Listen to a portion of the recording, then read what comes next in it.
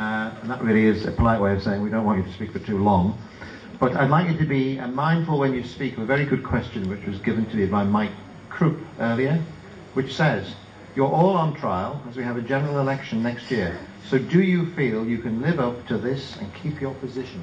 So you'll be mindful of that question as each of you now sum up and let the audience know why you think they should vote for you. And we'll start from Kevin. We'll go down the table this way because we came this way at the start. Kevin. Well, my reasons for standing are very, very simple. Putting aside anything else, I'm passionate about the Isle of Man, I believe in the Isle of Man, and I believe in the people of the Isle of Man. What I want to be able to do is to contribute to the island's economy, to its social fabric, to society, to make available an environment which my grandchildren and yours can enjoy with nothing taken away whatsoever. I give you my assurance and guarantee. Nobody will influence me. I have never been bought. I will stand in the House of Keys if elected, and I will protect my reputation and the values that we've come to love and enjoy on this island. Thank you. Yes, thank you. I think the question was something about holding our positions, was it? If I remember, I didn't note it. Don't worry. Don't worry. I think that's possibly referring to my position in saying that I will not be taking a government position. And I won't until the party has decided that we've got enough representation in there for anybody to do so. I've signed a contract to that effect, so I can't back down on it. I think by voting for me, the constituents of Douglas East will have the advantage of having two MHKs voting in the House of Keys and Tynwald to protect their interests. The constituents of Onchan will also gain the same advantage, and that is one of the real and tangible advantages of voting for Liberal Vannin. This election is also a golden opportunity for you to vote for change. Just one more Liberal Vannin MHK in the House of Keys and Tynwald will make such a difference and will really start to bring about the change that we do badly need here. In the past there have been many issues that have not been discussed openly in the public arena, and this is because Peter did not have a seconder. I think we've gone through them to death tonight with the user agreement and the reciprocal health, but we all know what those issues are, and there were many more. I would like to remind you of some of the changes that are badly needed and that we will be supporting. A sensible process for having the Legislative Council either popularly elected or removing their vote. A statutory minimum of numbers of MHKs having no position within government. That means a statutory minimum of MHKs who can actually vote in accordance with their conscience without losing some of their salary. A Freedom of Information Act, an independent ombudsman. All members of both houses contributing to their pension schemes. All members producing receipts and verification of the expenses. That's an allowance that they get. They don't have to prove whether they've spent it. The lazy ones who don't do anything just get the money, thank you. And I do think the electoral system needs reforming, and I would be very much in favour of a cap on election expenses. Now is the time for change, and now is the time to have a real voice in government, and one that will be heard.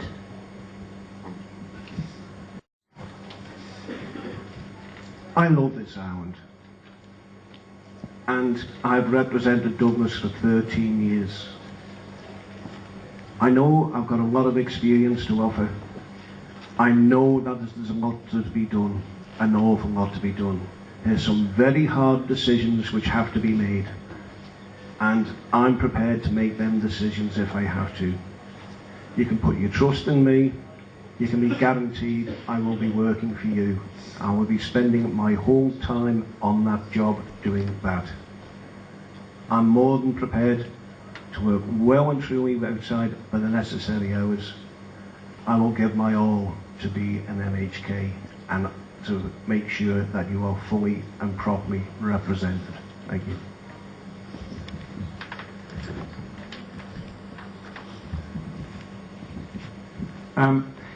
I'm already on record as saying that if I am favoured by you a week on Thursday, that I would not take a position in a department or government until the next general election.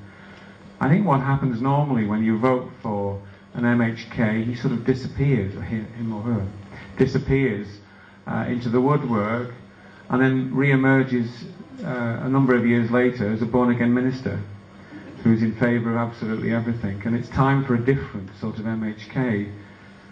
And I feel there would be benefit in staying outside of government for the next 18 months, because what we really need is change in the next general election. And we need that debate, and I need to be, if you favour me with your vote, I need to be free of any responsibilities to argue that case, because although I have a tremendous sympathy, empathy with a lot of what Liberal Vannin says, I do not personally believe that the party route is the correct route.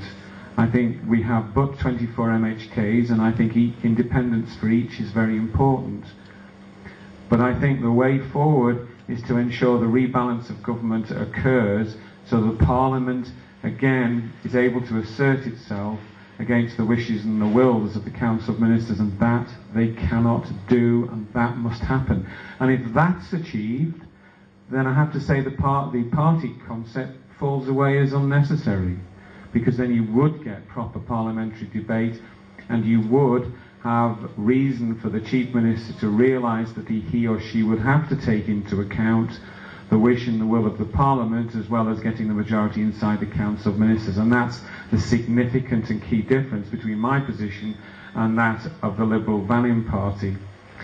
If you voted for me, if on the day you decide to put your X against my name, then you can be absolutely assured that I'm standing for the future of the Isle of Man. I've had my career, I did well, I now care about the future, and every action I took from that point on would take that into account. I would also do my damnedest to be an excellent constituency MHK. Thank you very much. This government quite clearly needs help. No one, in my opinion, is taking the VAT shortfall and budget deficit seriously. There is a lack of information coming out of government about how we are going to fund our economy, services and pensions in the future. I urge the voters of East Douglas to choose their MHK wisely. Making the wrong decision here could see our supposed bottomless pit of cash turn into a begging bowl and our AAA credit rating gone forever. What the Isle of Man needs to get us in shape for the challenges ahead is a Richard Branson, Alan Sugar, or, as Alistair Darling mentioned recently, a Margaret Thatcher. Well, I have some good news for you. She isn't available.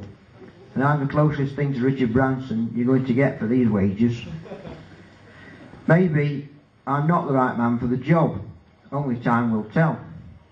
Perhaps none of the candidates are, but one of us will be elected. In closing, I'd like to ask you all, do you want more of the same old rubbish or something different? Do you want a script reader or a script writer? Do you want an ideas man or a front man who is having their strings pulled by a secret backer, party or pressure group? Do you want your MHK to work with government or shout insults from the sidelines? I hope that after tonight you will want me. Vote Heath. Thank you.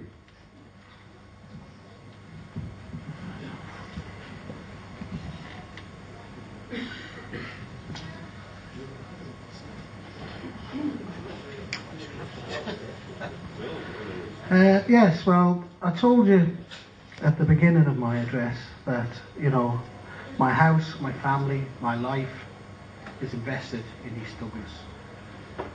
I put all my eggs in one basket in East Douglas. I'm a hard-working man. When I met my wife 30 years ago, I lived in a bed-sitting Christian Road. And I think I got about 12 quid a week, something like that I was getting. And I've worked hard. I've bought myself a house, bought myself a little business, and now I've got a bit of time on my hands. I'd like to work hard for you. I think politics is the future, and I'd like to be the future with you, and that's why I want you to vote John Chocolate. Thank you very much.